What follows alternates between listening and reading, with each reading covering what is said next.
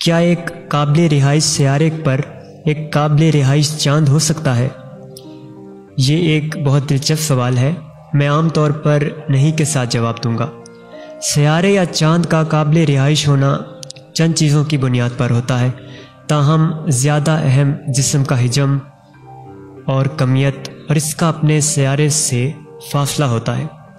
جسم کا حجم اور کمیت کرۂ فضائی کی جو اس کا گاڑھا پن ہے اور جو اس کی قسم ہے اس بات کا تعین کرتا ہے، جس کو یہ سیارے سے کسی مخصوص فاصلے تک پکڑ کر رکھ سکتا ہے۔ اور درجہ حرارت، یعنی کہ اگر درجہ حرارت اس قابل ہوگا کہ ہم اس میں رہ سکیں تبھی تو اس سیارے میں زندگی پائی جائے گی۔ لہٰذا زمین کا فاصلہ حیات کے لیے موزوں ہے۔ اگر ہم سورج سے قریب ہوتے تو ہمیں چھوٹا ہونا ہوتا اور کرۂ فضائی مہین ہوتی جس میں کم کاربن ڈائی آکسائڈ ہوتی تاکہ ہم قابل رہائش بن سکیں۔ دوسری صورت میں ہمارا انجام زہرہ جیسا ہوتا۔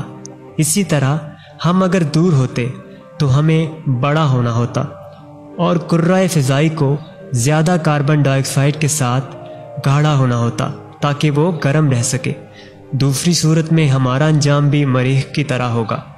تاہم یہاں ایک اور بات ہے، سیارے اور چاند لگ بھگ ہمیشہ مختلف حجم کے ہوتے ہیں۔ یہ اگرچہ اپنے مورث سیارے سے ایک ہی جیسے فاصلے پر ہوتے ہیں۔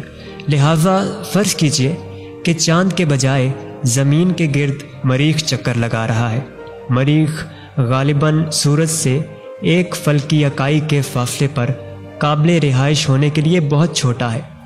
اس جوڑے کو اتنی حرکت دیں کہ مریخ قابل رہائش ہو سکے تو آپ زمین کو بہت زیادہ قریب کر دیں گے، ہم سب بھن کے رہ جائیں گے۔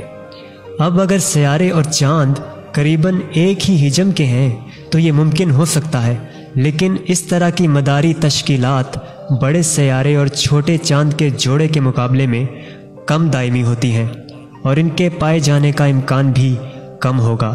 لہٰذا کیا یہ ممکن ہے؟ یقیناً۔ کائنات ایک بہت بڑی جگہ ہے، لیکن اس بات کا امکان ہے؟ نہیں۔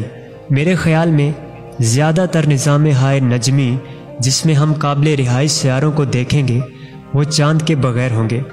ہمارے دو اندرونی سیاروں کے پاس بھی کوئی چاند نہیں ہے یا بہت معمولی چاند ہوں گے جیسا کہ مریخ کے پاس ہے۔ بڑے بڑے سیارے نسبتاً بڑے چاندوں کے ساتھ جیسا کہ زمین ہے، ان کے نایاب ہونے کا امکان جو ہے وہ کم ہے، اور یہاں تک کہ ان صورتوں میں ایک جسم کا امکان دوسرے کے مقابلے میں کم قابل رہائش پذیر ہونے کا ہے۔